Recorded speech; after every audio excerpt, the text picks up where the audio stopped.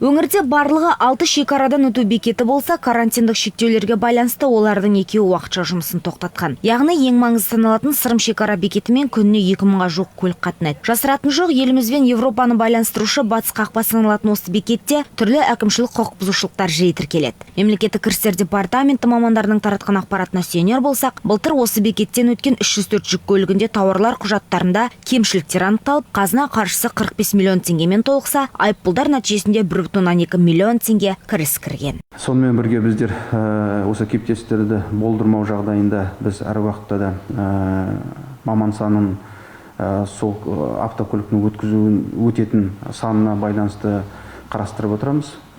Жалпы бізде мысалға жоғарыда айтып өткендей 2019 жылда осы көлікті ашқанға дейін бізде тәулігіне 500 автокөлік өтетін болды. Онда 3 маман қызмет атқаратын болып еді. Содан кейін біздер 4 маманға үлкейттік.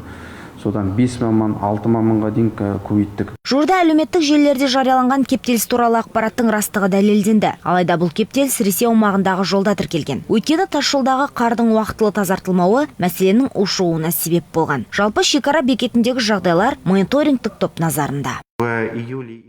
Мұндай мәселелер мониторингтік топтың үнемі назарында. Пандемия кезінде шілде және тамызда кептеліс болды, бірақ айтарлықтай мәселе жоқ. Айта кеткен жөн, шекара бекетіндегі мамандар тапшылығы мен техника жетіспеушілігі туралы ақпаратты мемлекеттік кірістер департаментінің мамандары жоққа шығарды. Айнұр Төлеуғалиқызы, Айболат Жағыпар, Александр Грабарев, ТДК қыркүйек телеарнасы.